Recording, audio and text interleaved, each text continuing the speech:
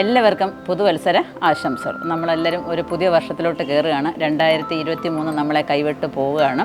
അപ്പം 2024 നമ്മൾ കയറി. അപ്പോൾ നമ്മൾ 2024 പുതിയ വർഷത്തിൽ നമ്മൾ എന്ത് വേണം?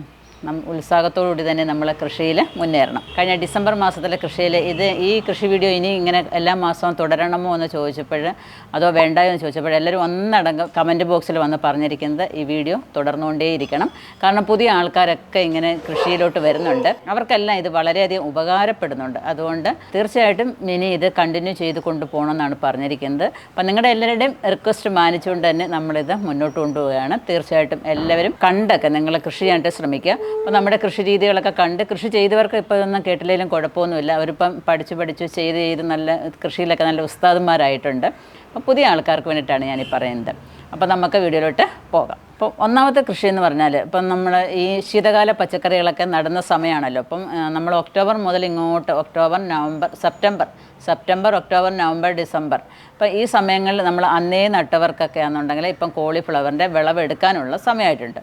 അപ്പം അഥവാ ഇപ്പോൾ ഇതുവരെയും നട്ടിട്ടില്ല, ഇനിയിപ്പം നടുന്നവർക്കാണെന്നുണ്ടെങ്കിൽ മാർച്ചിൽ അവസാനമൊക്കെ ആകുമ്പോഴത്തേക്ക് വിളവെടുക്കാനായിട്ട് സാധിക്കും. അപ്പം ഇനി നിങ്ങൾ ചെയ്യുകയെന്നുണ്ടെങ്കിൽ വിത്തിന് പകരം നിങ്ങളുടെ അടുത്തൊക്കെ നഴ്സറിയിൽ കോളിഫ്ലവർ, ക്യാബേജ്, ബ്രൊക്കോളിയുടെയൊക്കെ തൈകളും നിങ്ങൾക്ക് കിട്ടുകയെന്നുണ്ടെങ്കിൽ അത് വാങ്ങിച്ച് നിങ്ങൾക്ക് നടാവുന്നതാണ്. പിന്നെ തക്കാളിയൊക്കെ ആണെന്നുണ്ടെങ്കിൽ നമുക്ക് എപ്പം വേണമെങ്കിലും നടാം.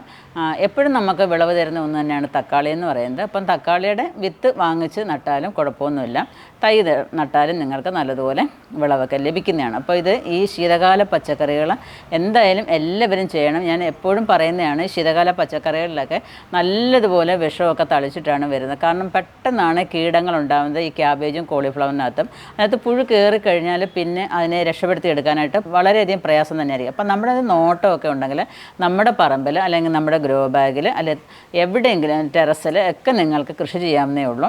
അപ്പം രാവിലെയും വൈകുന്നേരവും ഒക്കെ ഒന്ന് ശ്രദ്ധിക്കുക. നമ്മുടെ കയ്യിലുള്ളതായ വളങ്ങളൊക്കെ നമ്മൾ കൊടുക്കുക. അപ്പം വളമൊക്കെ ഉണ്ടാക്കുന്ന ഇഷ്ടം പോലെ വീഡിയോ ഇട്ടിട്ടുണ്ട്. നമ്മുടെ വീട്ടിലെ വേസ്റ്റ് വെച്ചിട്ട് തന്നെ കമ്പോസ്റ്റ് ഉണ്ടാക്കുന്ന വീഡിയോ ഒക്കെ ഇട്ടിട്ടുണ്ട്. അതുപോലെ തന്നെ നമ്മൾ വേസ്റ്റാക്കി കളയുന്ന വെള്ളങ്ങൾ തന്നെ, ഇപ്പം വെള്ളത്തിനൊക്കെ ഷോർട്ടേജ് വരുന്ന സമയമാണ്. ഈ വെള്ളമൊക്കെ നമ്മൾ കളക്ട് ചെയ്ത് വെച്ചിട്ട് അപ്പം നമ്മുടെ വീട്ടിലെ വേസ്റ്റുകളൊക്കെ ആ വെള്ളത്തിലിട്ട് അഴുക്കി നമ്മൾ ഇതിനകത്തൊക്കെ സ്ലറിയാക്കി ഒഴിക്കാമെന്നുണ്ടെങ്കിലും നമുക്ക് കൃഷിയൊക്കെ നല്ല രീതിയിൽ മുന്നോട്ട് കൊണ്ടുപോകാനായിട്ട് സാധിക്കും. പിന്നെ ഇതിൻ്റെ കൂടെ തന്നെ എനിക്ക് ആദ്യമേ പറയാനുള്ളത്, ഇപ്പം നമ്മൾ കഴിഞ്ഞ പ്രാവശ്യം നട്ടിരിക്കുന്നതായ നാണ്യ വിളകളൊക്കെ ഉണ്ടല്ലോ, ഇടവിളകളൊക്കെ, നമ്മുടെ ചേന, ചേമ്പ്, കാച്ചിൽ, ഇഞ്ചി, മഞ്ഞൾ, കൂവ, കസ്തൂരി മഞ്ഞൾ, ഇങ്ങനെയുള്ളതായ ഐറ്റങ്ങളൊക്കെ നമുക്ക് വിളവെടുക്കാനുള്ള സമയം ആയിട്ടുണ്ട്. അപ്പം വിത്തിന് വേണ്ടിയിട്ടുള്ളതും ഇത്രയും സമയം നമ്മൾ ഇട്ടെങ്കിൽ മാത്രമേ നമുക്ക് വിത്തിനെടുക്കാനായിട്ട് സാധിക്കുള്ളൂ. അപ്പം എല്ലാവരും അതൊക്കെ കിളയ്ക്കാനായിട്ട് ശ്രമിക്കുക. ഇഞ്ചിയൊക്കെ നമ്മൾ വെറുതെ നമ്മൾ മണ്ണിനകത്ത് ഇട്ടിരുന്നാലും ചിലപ്പം ചൂട് കൊണ്ടിരുന്ന് അവിഞ്ഞു പോകും.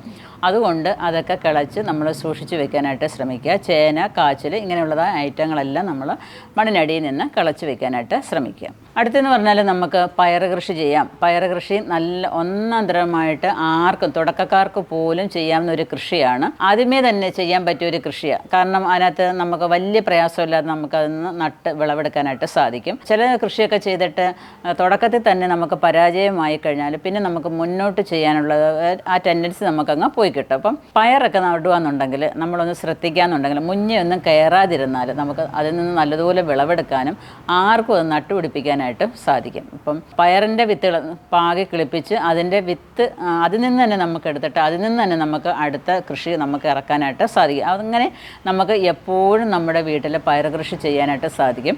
പയർ കൃഷിക്ക് നിങ്ങൾ പ്രത്യേക സീസണോ കാര്യങ്ങളോ നോക്കേണ്ട കാര്യമില്ല. എവിടെയെങ്കിലും ഒരു ഗ്രോ ബാഗിനകത്തോ ചട്ടിയിലോ പറമ്പിലോ ടെറസിലോ ഒക്കെ നിങ്ങൾക്ക് നട്ടുപിടിപ്പിക്കാനേ ഉള്ളൂ. ഞാൻ ഇഷ്ടംപോലെ പയറിൻ്റെ വീഡിയോ നിങ്ങൾക്ക് ഇട്ടിട്ടുണ്ട്. അതുപോലെ പയറിൻ്റെ പല വെറൈറ്റികളുണ്ട്. ഒന്നും രണ്ടും ടൈപ്പൊന്നും അല്ല പയറിൻ്റെ എന്ന് പറഞ്ഞാൽ കുറേ വെറൈറ്റികൾ. വൈജയന്തി, ലോല, ജ്യോതിക, ഗീതിക, അർക്കമംഗളം, കുറ്റിപ്പയർ തന്നെ പല ഇനങ്ങൾ, കനകമണി, ഇങ്ങനെ കുറേ ഇങ്ങനെ പോകും, ലാലിമ, ഇങ്ങനെ കുറേ പയറുകളൊക്കെ ഉണ്ട്. അപ്പം ഏതെങ്കിലുമൊക്കെ നടുകയെന്നുണ്ടെങ്കിൽ വെറൈറ്റി കാണാൻ തന്നെ ഒരു രസമാണ്.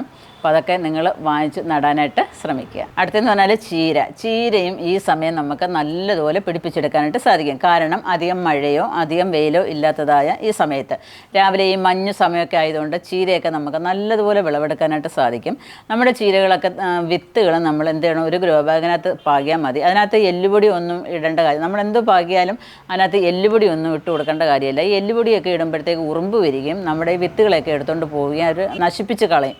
അപ്പോൾ അതുകൊണ്ട് സ്വല്പം ഉണങ്ങിയ ചാണകപ്പൊടി ഉണ്ടെന്നുണ്ടെങ്കിൽ നമ്മുടെ ആ മണ്ണിനകത്ത് ഇട്ട് കൊടുത്തതിന് ശേഷം നമ്മുടെ വിത്ത് അതിനകത്ത് പാകിയിരുന്നാൽ മതി. പിന്നെ ചിലരുടെ ഒരു പരാതിയുണ്ട്, ഈ ചീരയൊക്കെ പാകിയിട്ട് 2 ഇല ആകുമ്പോഴത്തേക്ക് അല്ലെങ്കിൽ 4 ഇല ആകുമ്പോഴത്തേക്ക് ആരോഗ്യമില്ലാതെ വാടിപ്പോകുന്നു എന്ന് പറയുന്നവരുണ്ട്.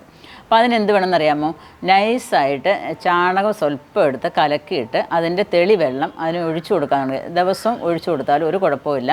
അങ്ങനെ ഒഴിച്ചു കൊടുക്കാമെന്നുണ്ടെങ്കിൽ ചീര നല്ല തഴച്ച് വളർന്നു വരും. അപ്പോൾ ഒരു 5-6 ഇല പരുവാകുമ്പോഴത്തേക്ക് നമുക്കതിൽ നിന്ന് പറിച്ച് മാറ്റി നടാനായിട്ട് സാധിക്കും. അതിനകത്ത് വലുതിനെ നമ്മൾ മാറ്റി നടുക. പിന്നെ ചെറുതപ്പോഴത്തേക്കും തല പൊങ്ങി ഇങ്ങനെ വരുന്നതായിരിക്കും. അപ്പോൾ നമുക്ക് അടുത്തതിനെ നമുക്ക് നടാനായിട്ട് സാധിക്കും. ഇപ്പോൾ ഒരുമിച്ച് നമുക്ക് എല്ലാത്തിനെയും കൂടെ വളർത്തി കഴിച്ച് തീർക്കുന്നതിനേക്കാൾ നല്ലത് ഓരോ ഘട്ടമായിട്ട് നമുക്ക് വളർത്താമെന്നുണ്ടെങ്കിൽ എപ്പോഴും നമുക്ക് ഇലക്കറികൾ കഴിക്കാനായിട്ട് സാധിക്കും. ഇപ്പം പലതരത്തിലുള്ളതായ ചീരയൊക്കെ ഉണ്ട്. മയിൽപ്പീലി ചീര, സുന്ദരി ചീര, പാൽ ചീര, റെഡ് ചീര, വളാത്താങ്കര ചീര, വൈഗ ചീര, ഇങ്ങനെ പലതരത്തിലുള്ളതായ ചീരകളുണ്ട്. അപ്പം ഏതെങ്കിലുമൊക്കെ എല്ലാ ചീരയ്ക്കും സത്യം പറഞ്ഞാൽ ഒരേ ടേസ്റ്റ് തന്നെയാണ്, കാണാനുള്ളൊരു ഭംഗി. അതിങ്ങനെ നമ്മുടെ പറമ്പിൽ പല ഇലയായിട്ട് ഇങ്ങനെ നിൽക്കുന്ന കാണുമ്പോൾ തന്നെ ഒരു ഭംഗിയാണ്. സുന്ദരി ചീരയൊക്കെ നിൽക്കുന്ന കണ്ടാൽ നല്ല ഭംഗിയാട്ടോ. അതിൻ്റെ തണ്ട് നല്ല പിങ്ക് കളറും ഇല ഗ്രീൻ കളറും ഒക്കെ ആയിട്ട് ഇങ്ങനെ നിൽക്കുന്നത് കാണാൻ തന്നെ ഒരു ഭംഗിയാണ്. അതുപോലെ പാൽച്ചീരയൊക്കെ നല്ല ഗുണമുള്ളതാണ് കേട്ടോ. എല്ലാ ചീരയും ഗുണമുള്ളതാണ്. പാൽച്ചീരയൊക്കെ ഇങ്ങനെ വെള്ളത്തണ്ടും പച്ച ഇലയായിട്ടും ഒക്കെ നിൽക്കുന്ന കാണാൻ അതും ഒരു ഭംഗിയാണ്. പിന്നെ നമ്മുടെ ചെമ്പട്ട് ചീര, റെഡ് ചീര, ഇങ്ങനെ പലതരത്തിലുള്ളതായ ചീരകളുണ്ട്.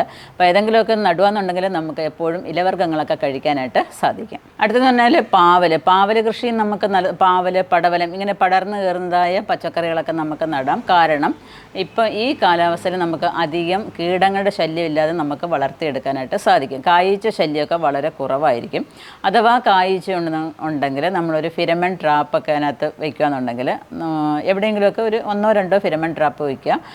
അത് പറ്റാത്തവർക്ക് തുളസിക്കണി വെച്ചാലും നമുക്ക് ഈ കായ്ച്ചയുടെ ശല്യം കുറേയൊക്കെ ഒഴിവാക്കിയെടുക്കാനായിട്ട് സാധിക്കും. ഇപ്പം തന്നെ ഉണ്ട് എനിക്ക് എനിക്ക് അത്യാവശ്യം പാവലൊക്കെ കിട്ടുന്നുണ്ടായിരുന്നു. നല്ല രീതിയിൽ വിളവെടുക്കാനായിട്ട് സാധിച്ചു. അപ്പം പാവൽ തന്നെ പല തരത്തിലുള്ള പാവലുകളുണ്ട്. പ്രീതി, പ്രിയങ്ക, ഇങ്ങനെ അങ്ങോട്ട് പോകും.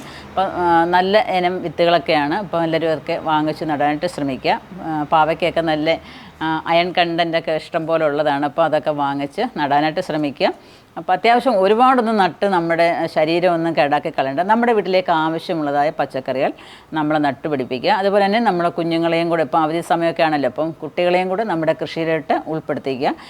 കൂട്ടായിട്ട് ചെയ്യുമ്പോൾ അവിടെ ഒരു വളരെയധികം സ്നേഹവും സന്തോഷമൊക്കെ കളിയാടുന്നതാണ്. അപ്പോൾ എല്ലാവർക്കും അതിൻ്റെ വളർച്ചകളൊക്കെ കാണാനും അതിൽ നിന്ന് ഒത്തൊരുമിച്ച് വിളവെടുക്കുന്നതും ഒക്കെ ഒരു ഭയങ്കര സന്തോഷമുള്ളൊരു കാര്യമാണ്. അപ്പം എല്ലാവരും കുടുംബമായിട്ട് കൃഷി ചെയ്യാനായിട്ട് ശ്രമിക്കുക. അടുത്തെന്ന് പറഞ്ഞാൽ വഴുതന കൃഷിയാണ്. വഴുതന ഞാൻ പറഞ്ഞിട്ടുണ്ടല്ലോ, അപ്പോൾ 1-2 വഴുതന നമുക്ക് നട്ടാൽ ഒരു 2-3 വർഷം നമുക്കതിൽ നിന്ന് വിളവെടുക്കാനായിട്ട് സാധിക്കും.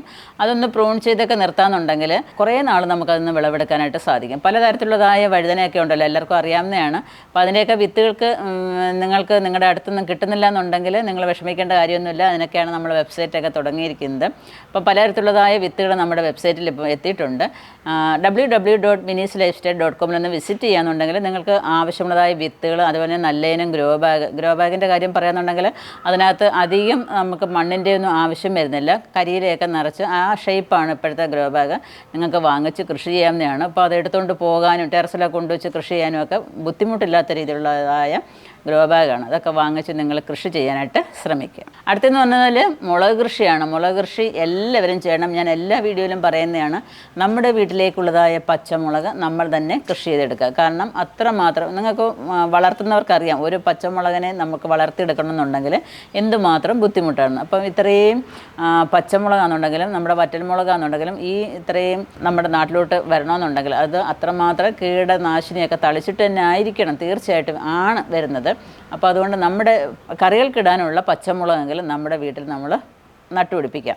ഒരു 10 മൂട് നമ്മൾക്ക് പിടിപ്പിക്കാന്നുണ്ടെങ്കിൽ ഒരു 5 മൂടെങ്കിലും നമുക്ക് ഫലവത്തായിട്ട് കിട്ടും. ഇപ്പോൾ കഴിഞ്ഞ വീഡിയോയിൽ ഞാൻ നമ്മുടെ മുളക് തന്നെ ഉണക്കിയെടുക്കുന്ന ഒരു വീഡിയോ ഇട്ടിട്ടുണ്ടായിരുന്നു. അപ്പോൾ നല്ല സൂപ്പറായിട്ട് വറ്റൽമുളക് ഉണ്ടാക്കിയെടുക്കാൻ സാധിക്കും. ഞാൻ നല്ല അടിപൊളിയായിട്ട് എനിക്ക് അതിശയം വന്നിട്ട് അതിനകത്ത് അത്രയും നല്ല രീതിയിൽ നമുക്ക് ആ മുളക് പൊടി നമുക്ക് ഉണ്ടാക്കിയെടുക്കാൻ പറ്റുന്നത്. അത് ഇപ്പം ആ വീഡിയോ കാണാത്തവരുണ്ടെങ്കിൽ ഒന്ന് കണ്ടു നോക്കുക. നല്ല സൂപ്പർ മുളക് നമുക്ക് കടയിൽ നിന്ന് വാങ്ങുന്ന അതേ രീതിയിൽ തന്നെ നമുക്ക് നല്ല ആരോഗ്യമുള്ള മുളക് പൊടി നമുക്ക് ഉണ്ടാക്കിയെടുക്കാനായിട്ട് സാധിക്കും. മുളകിൻ്റെ കാര്യം ഞാൻ പറഞ്ഞു. മുളക് എന്ന് പറഞ്ഞാൽ പല വെറൈറ്റി മുളകുണ്ട് കേട്ടോ. ഇഷ്ടം പോലെ ടൈപ്പ് മുളകുകളുണ്ട്. ഇപ്പം നമ്മുടെ നമ്മുടെ സൈറ്റിൽ തന്നെ നമുക്ക് പുതിയ പുതിയ മുളകുകൾ എത്തിയിട്ടുണ്ട്. അപ്പം നിങ്ങളൊന്ന് കയറി നോക്കുകയെന്നുണ്ടെങ്കിൽ അറിയാൻ പറ്റും. നല്ല വയലറ്റ് കളറൊക്കെ ഉള്ളതായ മുളക്, അതിന് ചോക്ലേറ്റ് കളറിലുള്ള മുളക്, ഗുണ്ടുമുളക്, പച്ചക്കറി മുളക്, പിന്നെ കാശ്മീരി മുളക്, ഉജ്ജ്വല മുളക്, സിറാ മുളക്, ഇങ്ങനെ പലതരത്തിലുള്ളതായ മുളകുകൾ, വെള്ളക്കാന്താരി, പച്ചക്കാന്താരി എല്ലാം ഇങ്ങനെ എത്തിയിട്ടുണ്ട്. കാണാത്തവരൊക്കെ ഒന്ന് കയറി കണ്ടു നോക്കിയാൽ നിങ്ങൾക്ക് ആവശ്യമുള്ളതായ വിത്തുകളൊക്കെ നിങ്ങൾക്ക് വാങ്ങിക്കാൻ പറ്റുന്നതാണ്. ഇപ്പോൾ ഈ സമയത്ത് നമ്മൾ വെള്ളരി പടർന്നു കയറുന്ന ഒരുമാതിരിപ്പെട്ട എല്ലാം നമുക്ക് നടാൻ പറ്റുന്ന സമയമാണ്. വെള്ളരി, പൊട്ടുവെള്ളരിയൊക്കെ നമുക്ക് നടാം. അതുപോലെ കുക്കുംബർ നടാം. ഇതൊക്കെ നിങ്ങൾ നട്ടുപിടിപ്പിക്കുകയെന്നുണ്ടെങ്കിൽ നമുക്ക് നമ്മുടെ വീട്ടിലേക്ക് ആവശ്യമുള്ളതായ വെള്ളരിയും കുക്കുംബറും ഒക്കെ നമുക്ക് വിളവെടുക്കാനായിട്ട് സാധിക്കും. അടുത്തെന്ന് പറഞ്ഞാൽ കോവൽ കൃഷി. കോവൽ കൃഷി നമുക്ക് ഈ കാലാവസ്ഥയിൽ നല്ലതുപോലെ പിടിപ്പിച്ചെടുക്കാനായിട്ട് സാധിക്കും. കാരണം ഒരുപാട് ചൂടും ഇല്ല, ഈ തണുത്ത ഒരു കാലാവസ്ഥ ഉണ്ടല്ലോ, രാവിലെ ഈ മഞ്ഞും ഒക്കെ ഉള്ളൊരു കാലാവസ്ഥയുണ്ട്. നമുക്ക് എന്തും നമുക്ക് വളർത്തിയെടുക്കാനായിട്ട് സാധിക്കും. എന്തായാലും എല്ലാ വീട്ടിലും ഒരു കോവൽ നട്ടുപിടിപ്പിക്കുക. തണ്ടൊക്കെ കിട്ടുകയെന്നുണ്ടെങ്കിൽ അങ്ങോട്ടും ഇങ്ങോട്ടൊക്കെ ഒന്ന് ഷെയർ ചെയ്യാന്നുണ്ടെങ്കിൽ എല്ലാ വീട്ടിലും കോവയ്ക്ക നല്ലതാണ്. കോവയ്ക്കൊക്കെ നട്ടുപിടിപ്പിക്കുന്നത്. അപ്പോൾ എല്ലാവരും ഒരു കോവലിൻ്റെ തണ്ടൊക്കെ നട്ടുപിടിപ്പിക്കാനായിട്ട് ശ്രമിക്കുക. നല്ല രീതിയിൽ അതിൽ നിന്ന് നമുക്ക് വിളവെടുക്കാനായിട്ട് സാധിക്കും. അതിനകത്ത് വലിയ വളത്തിൻ്റെ ഒന്നും ആവശ്യമൊന്നും വരുന്നില്ല. ചിലരൊക്കെ കമൻറ്റിൽ വന്ന് ചോദിക്കാറുണ്ട്, മിനി എൻ്റെ കോവൽ ഇങ്ങനെ കോവയ്ക്ക പിടിക്കുമ്പോൾ കുരുടിയിരിക്കുന്നു, പിന്നെന്താ തണ്ട് വീർത്ത് വരുന്നു, ഇങ്ങനെയൊക്കെ പറയാറുണ്ട്. അപ്പോൾ അങ്ങനെയൊക്കെ നിങ്ങൾക്ക് കോവലൊക്കെ ഇങ്ങനെ വരുവാന്നുണ്ടെങ്കിൽ അതിനകത്ത് ചാണകം, എല്ലുപൊടിയൊക്കെ ഇട്ട് കൊടുക്കാം. പിന്നെ ഒരു 10 ദിവസം കൂടുമ്പോൾ ഇച്ചിരി സൂഡോമോണസൊക്കെ കലക്കി അതിൻ്റെ ചുവട്ടിൽ ഒഴിച്ചു കൊടുക്കുകയെന്നുണ്ടെങ്കിൽ അങ്ങനെയുള്ളതായ കുഴപ്പങ്ങളൊന്നും ഉണ്ടാവുകയില്ല. ആ വീർത്ത് വരുന്നതായ തണ്ടുകളെ ഒന്ന് കട്ട് ചെയ്ത് വിട്ടാൽ, കോവലിൻ്റെ ഇച്ചിരി തണ്ടൊക്കെ കട്ട് ചെയ്ത് വിട്ടുന്നതുകൊണ്ട് ഒരു കുഴപ്പമില്ല. പുതിയ തളിർപ്പുകൾ ഇഷ്ടം പോലെ വന്നോളൂ. അങ്ങനെയൊക്കെ വരുവാന്നുണ്ടെങ്കിൽ അങ്ങനെ ഒന്ന് ചെയ്ത് കൊടുത്താൽ നിങ്ങൾക്ക് കോവൽ കൃഷി നല്ല രീതിയിൽ ചെയ്യാവുന്നതാണ്. നമ്മൾ 1-2 തണ്ട് നട്ടാൽ നമുക്ക് കിലോ കണക്കിന് കോവയ്ക്ക കൊടുക്കാനായിട്ടും സാധിക്കും. അപ്പോൾ ഇത്രയും കൃഷിയൊക്കെ ഞാൻ പറഞ്ഞു തന്നു. ഇപ്പം അത്യാവശ്യം നമുക്ക് ചെയ്യാവുന്നതാണ്. ഇപ്പോൾ ഇതെല്ലാം നമുക്ക് ചെയ്യാൻ പറ്റിയെന്ന് വരത്തില്ല, കുറേശ്ശെയെങ്കിലും നമ്മൾ ചെയ്യുക. അത്യാവശ്യം ഒരു 5 ടൈപ്പ് പച്ചക്കറി കൃഷിയെങ്കിലും നമ്മൾ ചെയ്യേണ്ടത് അത്യാവശ്യമായിട്ടുള്ളൊരു കാര്യമാണ്. കാരണം ഒന്ന് തന്നെ നമ്മൾ നടാതിരിക്കുക. കാരണം പയർ തന്നെ നട്ട് നമ്മൾ മടുപ്പുണ്ടാക്കുന്നതിനേക്കാൾ നല്ലത് ഒരു 4-5 ടൈപ്പ് നമ്മൾ ഉണ്ടാക്കുക എന്നുണ്ടെങ്കിൽ നമുക്ക് ഓരോ ദിവസവും ഓരോന്നും നമുക്ക് വിളവെടുത്ത് പലതരം കറികൾ ഉണ്ടാക്കി കഴിക്കാനായിട്ട് പറ്റും. നിങ്ങളും ഇതേപോലെ എല്ലാവരും കൃഷി ചെയ്യുന്ന കരുതുന്നു. അപ്പോൾ നിങ്ങൾക്ക് ഇതേപോലെ കൃഷിയൊക്കെ ചെയ്യണമെന്ന് ആഗ്രഹമുണ്ടെങ്കിലും വിത്തുകൾ, ഗ്രോ ബാഗുകളൊക്കെ കിട്ടുന്നില്ല എന്നുണ്ടെങ്കിൽ നമ്മുടെ വെബ്സൈറ്റിൽ വന്നൊന്ന് വിസിറ്റ് ചെയ്യാന്നുണ്ടെങ്കിൽ നിങ്ങൾക്ക് ആവശ്യമുള്ളതായ വിത്തുകളും ഗ്രോ ബാഗും ഒക്കെ വാങ്ങിക്കാവുന്നതാണ്. അപ്പോൾ ഈ വീഡിയോ നിങ്ങൾക്ക് ഇഷ്ടപ്പെട്ടു കാണുമെന്ന് വിചാരിക്കുന്നു. ഇഷ്ടപ്പെടുന്നുണ്ടെങ്കിൽ ലൈക്ക് ചെയ്യുക, ഷെയർ ചെയ്യാം. അതുപോലെ സബ്സ്ക്രൈബ് ചെയ്യാതെ കാണുന്നവരാണെന്നുണ്ടെങ്കിൽ ഒന്ന് സബ്സ്ക്രൈബ് ചെയ്തിട്ട് കാണാനായിട്ട് ശ്രമിക്കുക. അപ്പോൾ അടുത്ത വീഡിയോ കാണുന്നവരെ ഞാൻ മിനി. നന്ദി, നമസ്കാരം.